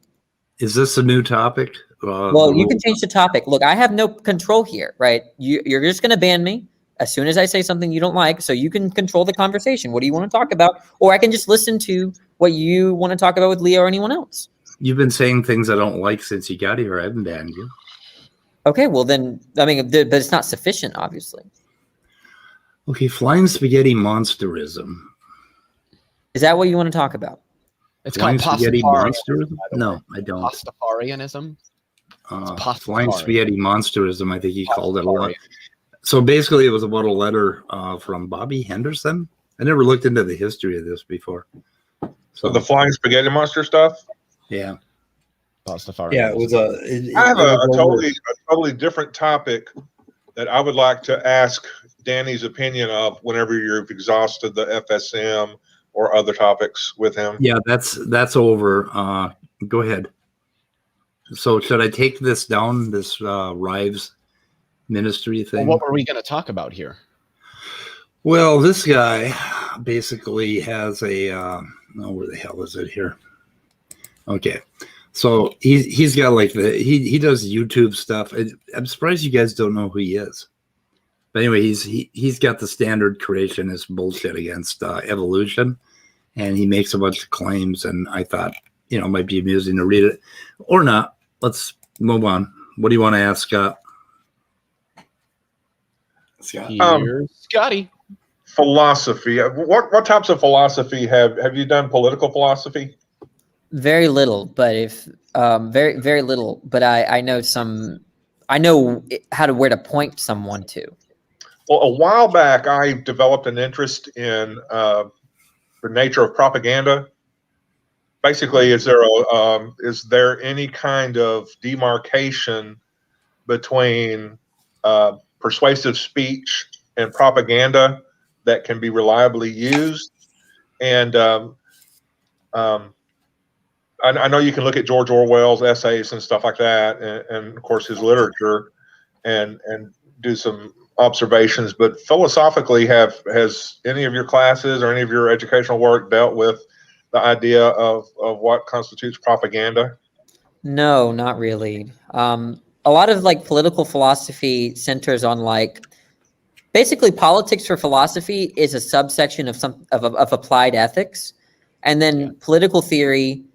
There's like very famous figures like John Rawls, right, or Scanlon, who forward contractualist views about society, that good, right, and wrong, the kind of morals are derivative of like what society kind of societal contract. Now there are different variants of that. I don't find it very intelligible, but like there's like themes like veil of ignorance that comes from Rawls about, okay, how do we construct policies? Well, let's put a veil of ignorance as to we don't know what kind of person we would be in society. We could be poor, we could be rich, we could be all this, right? What kind of policies would we enact given the fact that we have no clue who we are behind the veil of ignorance, right? Yeah, I think that's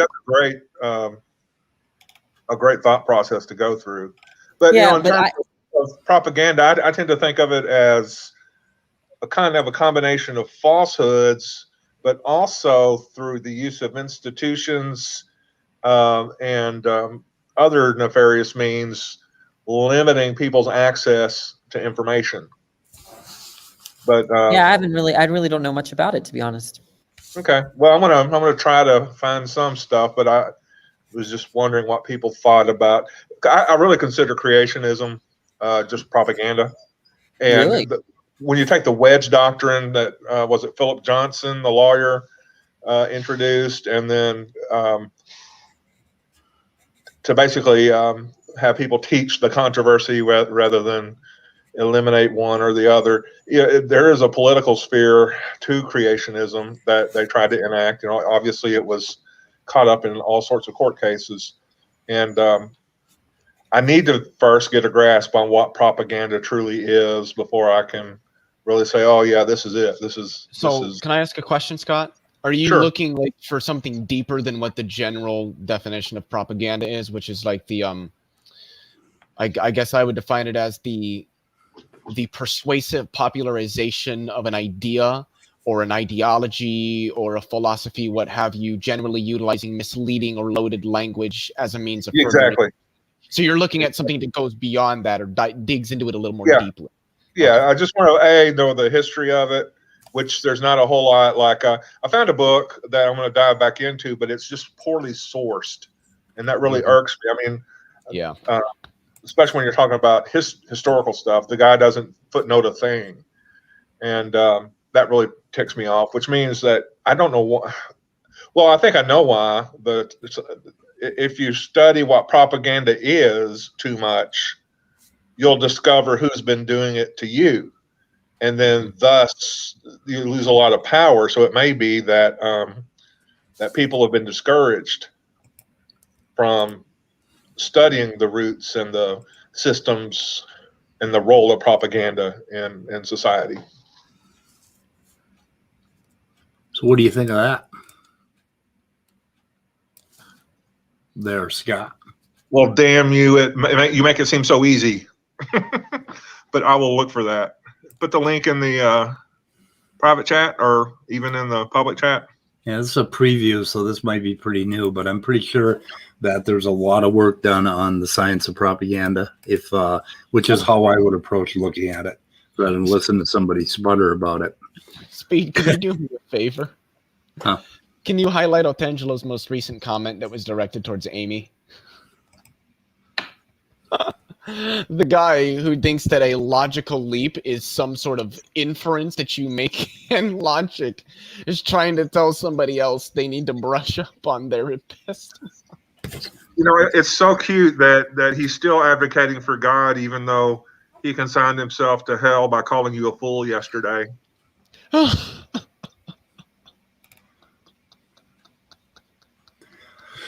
Okay, let's see. Conscious intent and manipulation. What else are we saying here? Are they going to get serious about it being done first? Okay, I'm guessing that it's almost a science. It would be the science of oh God, like the culture of authority in tribes. You know how tribal authority develops, that sort of thing, because that's kind of what you're appealing to. You're trying to persuade by authority, right?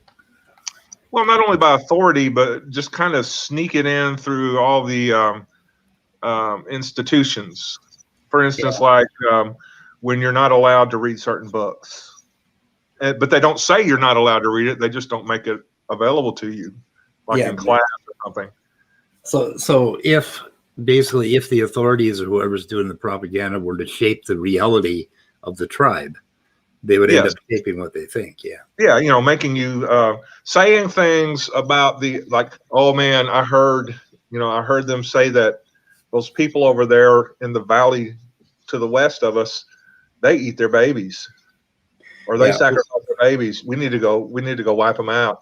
Well, that could be propaganda or a component of it, but I'll take a look at that once I get the link. Oh, I didn't put it in the chat. You put it in the chat, but not in the private chat. It just goes by quickly. Oh, so you want me to put it in the private chat? So that's what private chat is for? Oh, maybe. I found it. Here you go. Here I go. Or like if you convinced everybody that the particular hill that you live on, that if you go further than that hill, you'll fall off the edges of the universe. And so they never go outside the hill. So they never discover that there is a banana plantation, whereas they live in an orange grove. So you could be that sort of thing. But I think it's that basic. It's just basic tribal psychology, and manipulation. But it would be interesting to see where they go with this. Yeah, and like I said, I'm just looking for if they're, the problem of demarcation is if you can't tell what is or what isn't, then it's a useless term. Yeah. Okay. Scientific method in propaganda. I did want to say on the JSTOR link that Speed provided, the introduction there, which is 2 short paragraphs, is actually really good. He cites a Jacques Ellul, 1973, who split propaganda into 2 types: propaganda of agitation and then the propaganda of integration. Kind of makes me want to read this.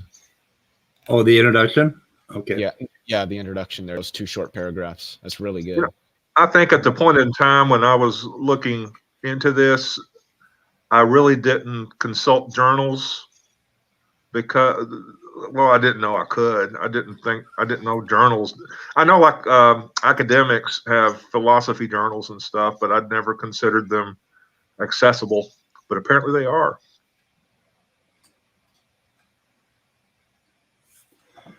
I think Amy is talking to Kafai. Amy, I'm not sure if any good ever came of that. Well, even worse, she's talking to both Otangelo, bless his heart, and Kafai. Oh my goodness. I worry. Yep. Anyway, so Danny, are we going to do a phase 2 of that talk we had about the rules paradox? Were we done with the rules? Huh? Maybe when I'm treated better. I treated you well on that stream, didn't I? No, you treat me poorly here, and you're participating in 2 streams that are designed to shit talk me when I can't defend myself. You're a horrible person. Yeah, I know. Okay, I wouldn't say that he's a horrible person. We understand that. The trolling that goes against Danny, because I do think it's just trolling, like they're just trying to rile you up. That's not to justify it, but I do think it's a little childish. No, it's because we're horrible people. Anyway, Danny, were we done with the rules argument? Was that the entire argument, or did you want to expand on that? So I think that's the biggest step towards it, but there's still probably some things to ask and talk about. But excuse me.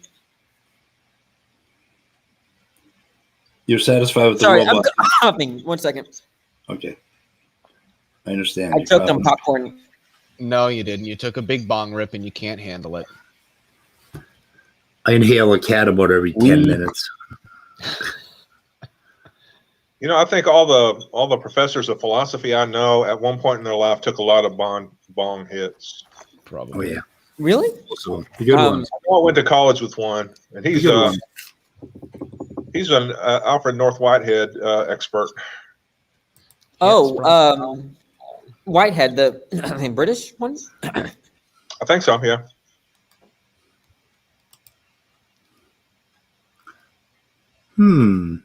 Pretend made a comment. Anyway, so if you, God dang it. yeah. I can agree with Tangelo. If Tangelo was in Hitler's house, he wouldn't call him a horrible person. No, that would not, because you'd end up getting hung with piano wire. No, I wouldn't. I'd do it because I would. If I was in his house, it'd be to kill him or And to. You'd be the first one to hit the piano wire gallery. Anyway, what was I going to say? Oh shit, I lost it. Sorry. Something about the rule following paradox. Rule following paradox? No, something outside of that. Not entirely sure. It'll come back to me. Just have to wait for it to come around. It's on sort of in my mind is a merry-go-round. And my mind is often like a hamster on a wheel, just running. And I used to drink to make him fall off, because the hamster would get drunk and he'd fall off the wheel because I got so tired of it. But when I'm sober, hamster just keeps going. Going. Yeah. The only way to get him off is to get him drunk. I can't describe what my mind is like, even though the description would show the beauty and grace of how my mind thinks. Yeah. I mean, I suppose I could. It's not inherently inappropriate, but. Oh, I was going to make a comment. I used to smoke 6 packs a day. And when I would choke on something or, swallow something the wrong way, like a little piece of hamburger or popcorn or something like that, I could always cough it up right away. Right. And I used it, and I never got a cold or the flu or anything when I smoked 6 packs a day. As soon as I quit smoking, I started getting colds. And then when after about a year, when my lungs cleared up, I couldn't cough up stuff as easily as I could when I was smoking. So, anyway, this channel does not advocate smoking children, but I'm just saying, but I wonder if there's something you can inhale to make your lungs temporarily, exude a lot of mucus so you can cough shit up. If you have healthy lungs, you don't usually have a lot of, liquid in your lungs. So I don't know. Let's see. God plays with Speed's tool with his hands. It's in God's hands now, Speed. Oh, shit. Oh, fuck. I cracked myself. Oh, that's perfect. It's in God's hands. We are such heretics on this channel. I don't give a shit. Argatha could never watch it. Anything we say about Argatha, he'll never hear it because he can't watch his channel without blaspheming in his own mind, which is kind of cool. So, well, it's not as bad as fucking good old Witless with his wrestling with his flesh. Oh yeah, that one. Oh my God. Oh yeah. So, what do you think of that whole Christian concept of wrestling with the flesh? This constant wrestling with the flesh that they do. That makes a lot of sense to me. Okay, but what does it mean? What does it mean? Well, the idea is that a person can arguably be constituted in terms of 2 faculties. Okay, the reflective faculty and the perceptual faculty. So I'll give you a very simple illustration. When you reflectively decide to go on a diet because in the future you want to lose weight, that what you've reflected is what you reflected, the conclusion that you come to in terms of what you should do might conflict with your perceptual faculty, which is the case where you have an immediate perception of value. So if I walk into a room and I see a cake, I see the value of the cake, I'm immediately, that's a kind of perception of good. So there is a desire to eat the cake, and that conflicts with what your reflective faculty has concluded. And so there's a tension, there's competing desires. What's going to win out? Your reflective faculty or your perceptual faculty? So that's how I see. They're talking about cake, about diets and eat like cheesecake. No, that was just an example to help illustrate the difference between perceptual value and reflective value. Okay.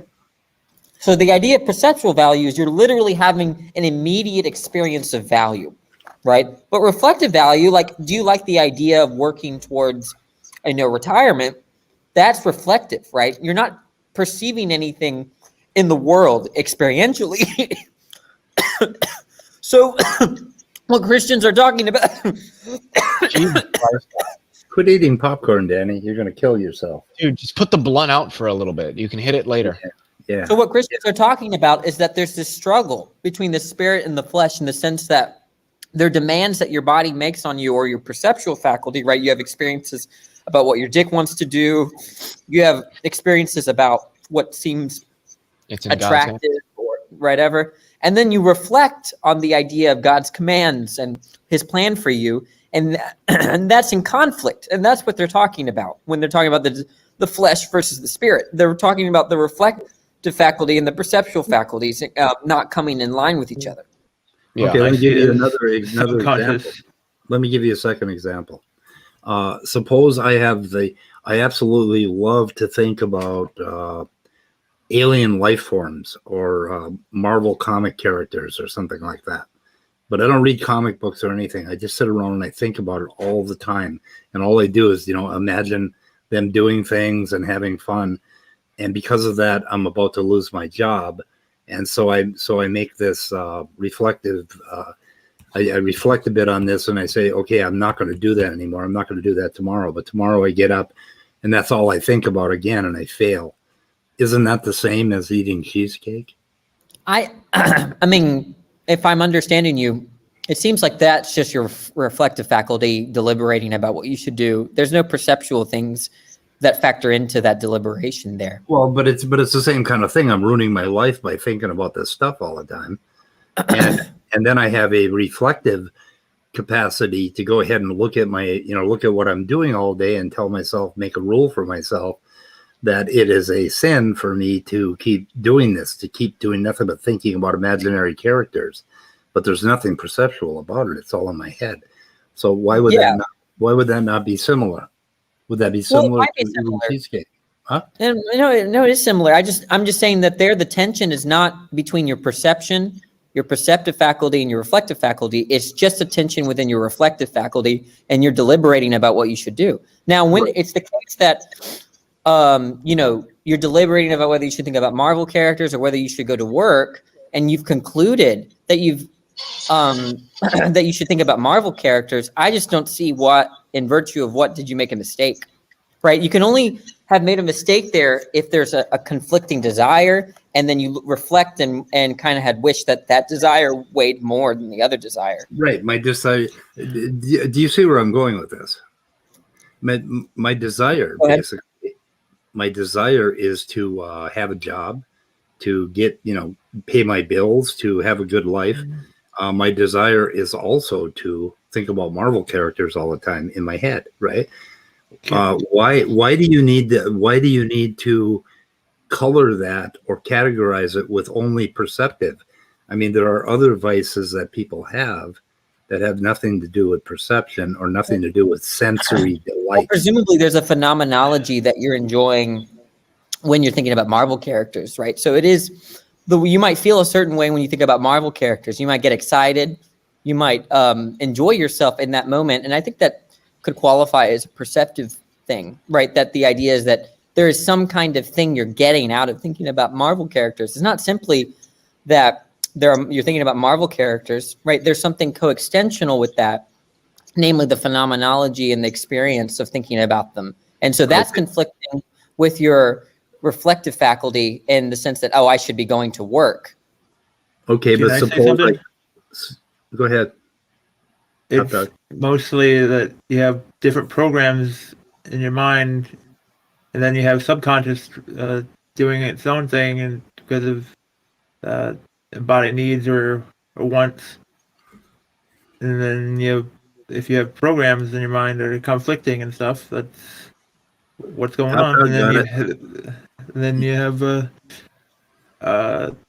I lost it. No, Okay. you nailed it, and exactly.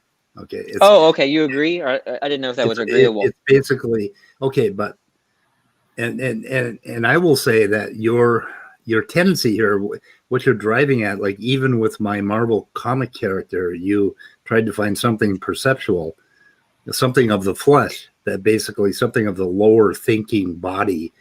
And what you're doing is you're taking this westernized idea of materialism as being gray matter and evil, and you're just applying it back to this idea, and you're not seeing the abstraction we're making here. But Top Dog caught it, because what you're talking about is what the frontal cortex does. The frontal cortex helps you to basically, the frontal cortex, there's some extra loops where we can watch our own self, basically, and that's where we come up with the idea of mind. That's where we come up with this illusion of mind, that we tend to be able to keep track of what's going on in our own minds, and we will recognize conflicts. And that's one of the things that made primates basically moral, is that they have this ability to withhold the immediate urge to follow something that seems easy, or the easiest path, right? I could push back on the Marvel comic character idea, for instance, by saying that maybe when I'm thinking about Marvel comic characters, I don't feel anything from my body at all, and I like that. I'm comfortably numb, right? So well, then how could you see value?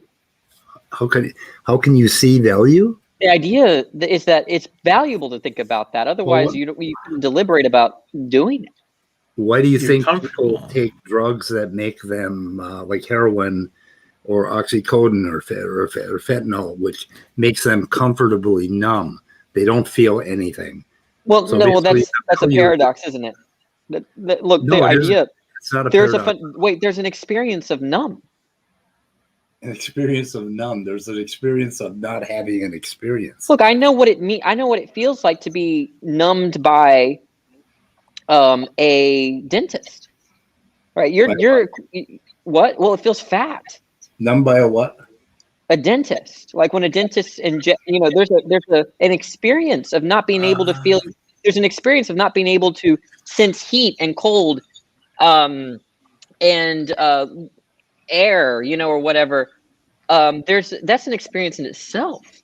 The absence of experience. Yeah, it is. It's not really, well, I wouldn't want to say an absence of experience, but the absence of those sensations of cold. It's like kind of a gap in your sensations. It's like you're feeling everything else but this one sensation you normally expect to feel. It makes total sense to say I don't like it when my face is numb. It's like Okay. pressure. It's almost like a pressure feeling. Yeah, I hate the feeling of being numb. Yeah, when your face is numb, it almost has a feeling when you get Novocaine. But I'm talking about mind numbness, where basically when you take heroin or you take some really hard downers, you pretty much don't feel anything for a while. Is it not an experience? Is it not an experience? It's kind of not an experience. Basically, You're just like unconscious or something then. Kind of, but you're still awake. You might prefer being unconscious than being conscious, and if that's sensical. Okay, Amy, a quarter to a half an ounce of what are we talking about? Mushrooms. Cafe asked her what the heroic dose of psilocybin mushrooms is.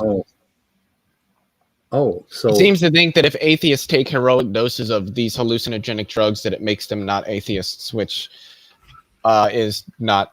It's just not true. Yeah, I think basically 28 grams of mushrooms would pretty much be a heroic dose. An ounce. I wouldn't do that for $1.5 million. I wouldn't do that. I don't know if I did it for billion, because holy fuck, that would be a really, really bad, like 30 hours. But anyway, you understand the Western influence or the Western, basically, well, in the 60s and 70s, they talked a lot about Western thought and Eastern thought, and they contrasted them. And Western thought and Western religion seemed overly concerned about cutting off any material, perceptive, pleasurable things. And so they always talked about the flesh. But when these creationists talk about the flesh, don't you kind of think they're talking a little bit about sex? Oh, sure. Yeah, that has that connotation for sure. Yeah, okay. And they tend to lean there, but I mean, there's a whole bunch of other, like my example of sinning is cheesecake, and that's definitely a sin for me because I would prefer to, lose this 20 pounds I gained this year. So, yeah, I mean, anyway. I didn't mean to make a claim about whether you can develop, which faculty is better than the other. I don't think that makes any sense, right? The notion of a mistake, I think, though, can be explained in many cases by this tension, right?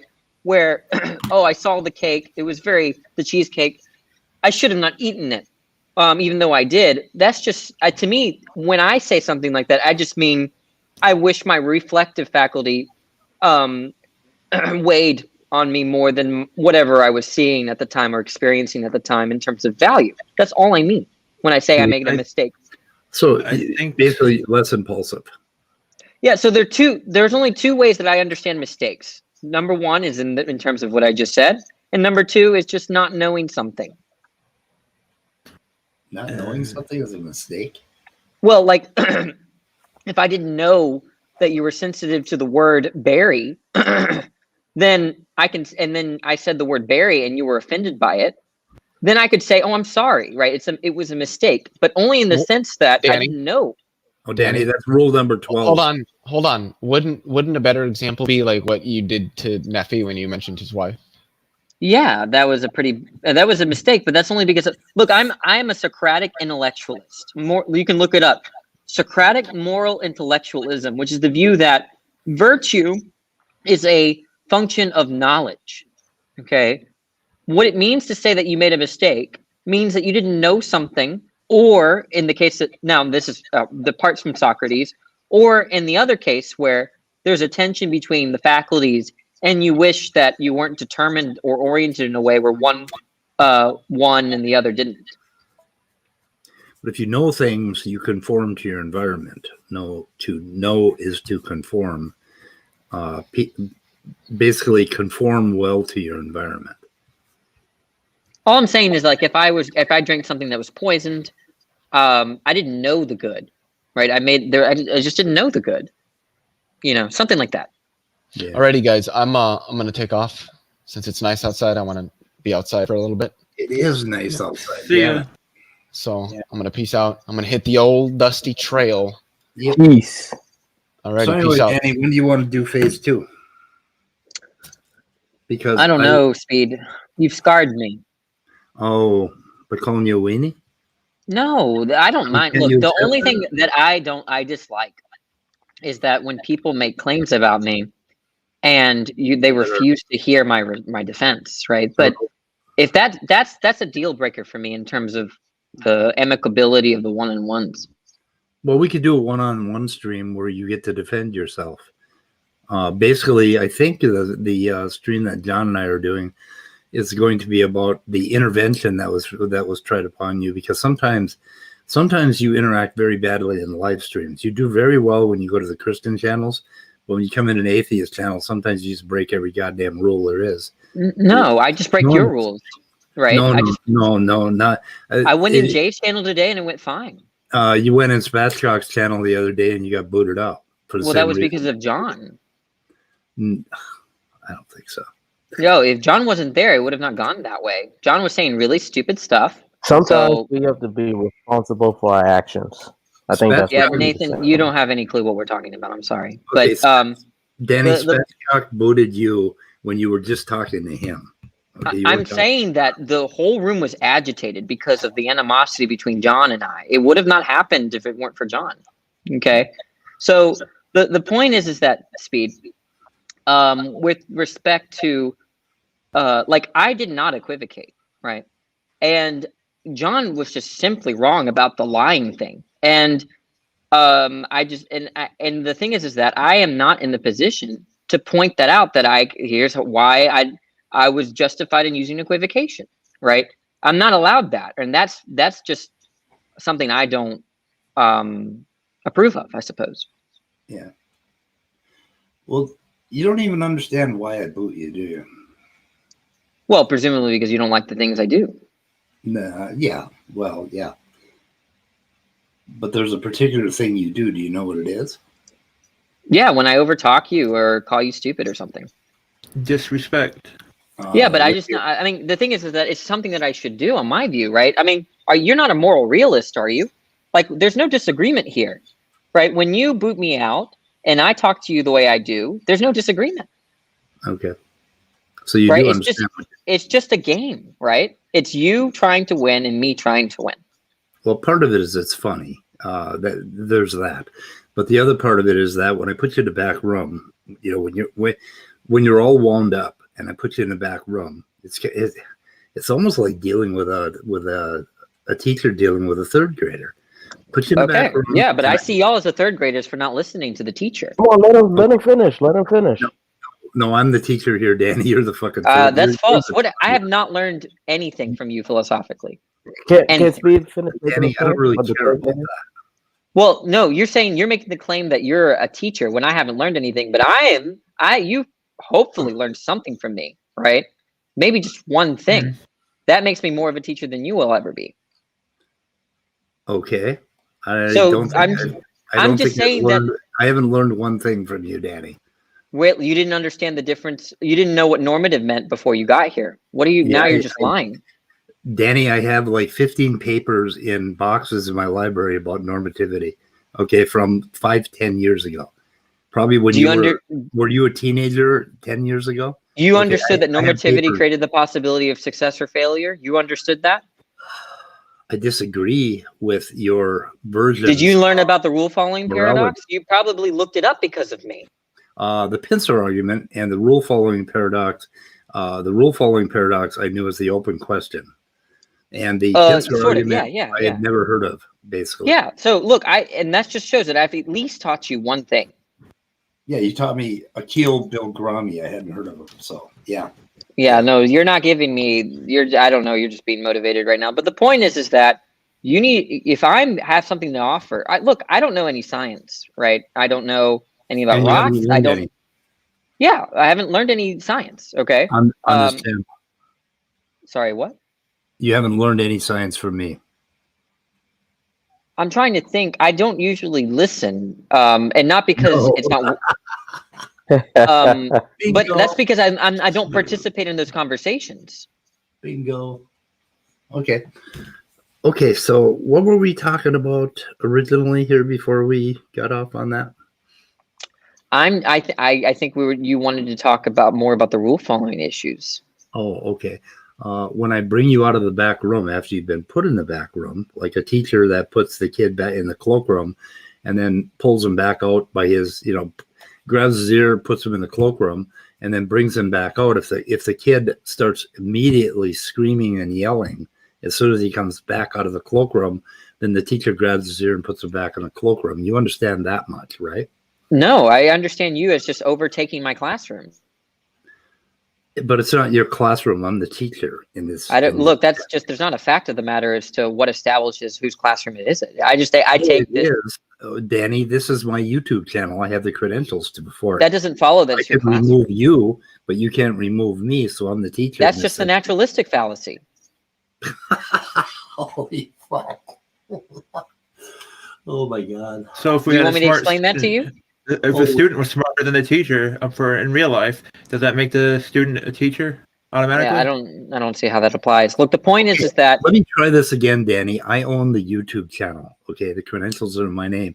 I can remove you right now, just like that. Okay, you can't. Yeah, that's just the naturalistic fallacy. You can't do that. Okay, so anyway, when I remove you and put you in the back room, and then I bring you back in, and you're yelling immediately. And you're doing and you're repeating the same thing that got you put in the back room. Then I put you in the back room again. Do you understand that much? Yeah, I know what happens to me. Okay, when you're disruptive, when you're disruptive, I in don't. the stream, You're disruptive.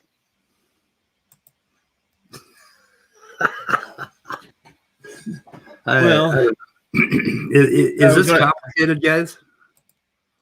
Well, I don't see. What do you think we disagree? I don't think. I think you're failing to see where we disagree. I think you're failing to see why I put you in the back room. No, I understand, right? You don't like what I do. What? There's a certain thing I don't like, and you need to go Sure. figure it out. So, okay. Anyway, Why would I we're need to gonna figure that out? We're gonna, Why would I? we're gonna end the stream today. So I'd like to hear from Scott and Top Dog and Nathan about this conversation, perhaps. What do you guys think? It's what you're talking about is maybe arrogance you don't like, Speed? No, You know, like, it's when I bring them back into the room after, attempting to moderate him in a number of different ways. And then he comes back into the room. I put him in the room and he comes in at 70 miles an hour still talking. Yeah, And then he because gets I was put in that room unjustifiably moderated. And then okay, guys, we're ending this. So wait one more second. Before you get all into this respect problem, I had the idea of the flesh thing people hate is because they think things are taboo. Okay. That's one of the things I was going to say, but then you guys kept on talking. Yeah, I go went into ahead. that tangent. That's all you wanted to say? Is that because? Okay, but The flesh thing was that people think it's taboo. That's what yeah, I'm but saying. what is taboo about like eating cheesecake? So That's I what I mean, said what they think is taboo. Well, it's the gluttony part of it, not cheesecake in and of itself, unless enjoying the sweetness and the taste, the incredible taste, the wonderful taste, the awesome, rich, silky taste of cheesecake, or should I say creamy, itself is a sin. But the only fleshiness I know of, I may be confusing this with the 7 deadly sins, but gluttony is considered a spiritual problem. But like I said, Gluttony, I think, is defined as a pleasure- problem. Say what? I think gluttony is defined as a problem. Gluttony defined. Yeah, I think like the idea of gluttony is it's just too much food consumption or too much consumption. Too much meaning And problem. I think they also put in the aspect of the doing it without thought of God. As well. Like moral worth. Like the idea is that if you do something quote unquote good, if you did it for a reason other than to glorify God, then or it to has a little appreciate moral God worth. for his sustenance. Right, his yeah. Okay. provision. okay, I can't see that top. Oh, can I? No, I can't share that either. I know what I can do with you. I think I can do this. Yeah, banner inhibition resulting from social code. Yeah, it seems like when they talk about the flesh, it's almost like they're disgusted. They're just like, oh, it's just Yeah, and I think this is a problem that the very same religion creates for itself. I mean, people can have compulsion issues, but they can be described and even treated in a much better way under a scientific model. Yeah. So this then- goes. Go ahead. Well, they're like wrath. You know, wrath is one of the 7 deadly sins. It's a fleshly, not so much a desire, but an expression of hostility and violence. And I think once again, science has better ways of resolving it than getting to the root of the problem than perhaps religion does. Yeah, there's something like when they talk about it, it's more along the lines of the kind of disgust I was talking about with the olfactory system, where we have this, things stink, things are rotten or disgusting or bitter or poisonous or whatever. It's almost like when they talk about the flesh that way, I always get this kind of creepy feeling that it's like, okay, are they talking about fucking enjoying what you eat or enjoying cheesecake or whatever, or just enjoying life and who you are kind of as a person. Once again, the religion creates the problem, you're supposed to see yourself as evil, as a sinner, unworthy, when you're just a person thrown into a world that's not of your making and trying to make it the best you can. And some of your failures are maybe you're a little imbalanced in certain areas of your life. It would be like picking, basically picking cheesecake over some higher spiritual plane or something like that. That anything of the body or the flesh is disgusting and stuff. Yeah, and that's a question too. Is is just some Christian who is slim and doesn't overeat and it doesn't compulsively eat, if they enjoy maybe a bigger slice of cheesecake than they normally would, is that considered a sin just for the pleasure of it? I think that's going to be determined by the reflective faculty, right? The idea is that when the spirit and the flesh come into tension, then the spirit ought win if you're a Christian, and that's where.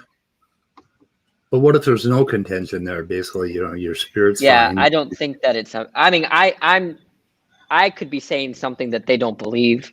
I have my interpretation, but I would just interpret that as the flesh not being a problem. I think the idea of the flesh, as used in my interpretation of the Bible, and when I was a Christian, is that it's the sorts of desires that come in conflict from your perception with your reflection, right? Yeah. But that's my interpretation. Maybe that's a very powerful interpretation that most Christians don't have. That's the most powerful understanding of that I have of that stuff. You're saying that your view is something that most Christians don't have, or I think it's not as sophisticated, at least, right? But I don't know if they would accept that if there's no if the spirit is not in tension with the flesh. There's a question of whether the flesh, whatever fleshly desires they're talking about, whether it's good, and I think it's going to follow that it's good. But I don't know if they would accept that. Yeah. Well, I'm talking about Praise the Stream, particularly with when they get together and they start talking about the flesh and sins and all that stuff. I tend to want to take a shower, and I think if they took a shower, they'd feel better about themselves. I don't know. It used to be taking a shower more than once a month was considered vanity, or taking a bath. Yeah, exactly. Anyway, okay, guys, I think we're gonna wrap up soon. Sure. But that was interesting, and you were pretty well behaved, Danny. Thank you. This is me normally. As long as you don't come at me like John, then I'm pretty normal. Can I say the Leo part? Like, who do I not get along with other than Midnight, you, and John? Like, you don't get John. What? And then that Jackson, that Spatchcock guy. I've been on his streams and we've been just fine. That was only explained by John Peterson's caustic behavior, right? I get along with everyone else. I get along with Leo. I get along with Scott for the most part, even though he might agree with y'all. I get along with most other atheists, right? I don't get along with John, and then you blindly support him as well as Midnight, and then it causes issues. Surprise. I think we do better when we're not in a room with more than one person contributing to the conversation and taking it off. So, well, look at this conversation. Look, I was in Jay's conversation with multiple people. I mean, I'm around atheists on Discord all the time. This shit does not happen unless John Peterson is firing away. I got something mind blowing for you, Danny. Yeah. Jay and Jefferson Spatchcock are two different people. Yeah, I know. Okay, good. Glad you knew that. They're brothers, right? Yeah, they're twins. They sound the same. No, I know. I've been on both streams. Yeah. And he booted you the other day, and we're going to discuss. No, but I've been before he booted me. I was on his stream, and it went fine. We had a decent conversation. It was only until John Peterson and his animosity that there were problems. Jay, today I went in his stream. We had a wonderful conversation. Right, Midnight was being caustic as usual, but that's because John Peterson has poisoned his mind, as well as I think you've contributed to it as well. I hope I did. Not in terms of like true or false belief, just in terms of animosity levels. Shit. So I think okay. Damn it. I'm trying to schedule something with Angelo here. Okay, anyway, I want to wrap this up. We're at 5 minutes too. So does anybody have anything they would like to close out with? I would like to say, go ahead, Top Dog. Oh, stay curious. Okay, Scott? Science doesn't have all the answers, but religion has none of them. Booyah! Nathan? Got anything to say for yourself? Goodbye, folks. That's all, folks, or whatever. I like it when Nathan comes in on these streams. Danny, when is your talk with that physicalist? The 26th. Oh, it's okay. way over. Shit. And it's not going to be designed to debate him. I'm going to ask him. We're going to emphasize the mind. He's a physicalist. He thinks that he focuses on desires. So we're going to talk about desires. He focuses on philosophy of neuroscience. So I'm going to ask him questions about neuroscience, how psychology, neuroscience, and philosophy of mind all work together nowadays. It's not going to be me giving stupid dualism arguments. It's just all I want that stream to be about is getting everything, as much as all the golden nuggets of his work. That's all I want to do. Cool. Hey, Danny. Yeah. Maybe you should present him with that argument and get his opinion of it. No. Yeah, I don't think it's too long of an argument, and he knows. He actually probably knows some of what I'm saying. So I could ask him very briefly what he thinks about dualism, but really, I just want him to talk about what he studied and what he spent his life work on. I don't want him to reply to some other philosopher. But yeah, it would be interesting that if he likes it, I'll bring him back, and then we can present dualism. Hey, I'm a dualist. Can we talk about dualism versus physicalism? But I didn't want to start off that way with this guy. Oh, gotcha. Oh, and this both before the open question is like the pincer argument.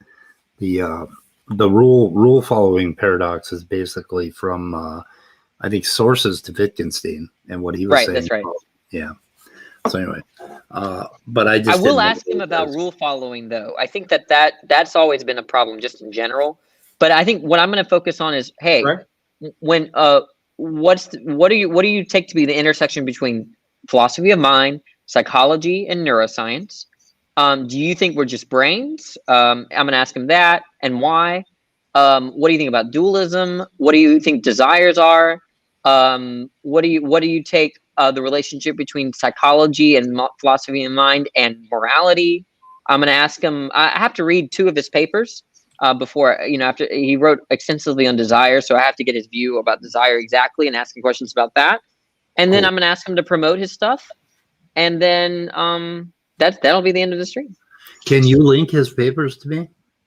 Yeah, I'll give you. He has a website. Let me give it. And also, I'm taking questions. So if you want to read those papers or at least look at them and form a question, I'll definitely get your question in speed. Okay, that sounds cool.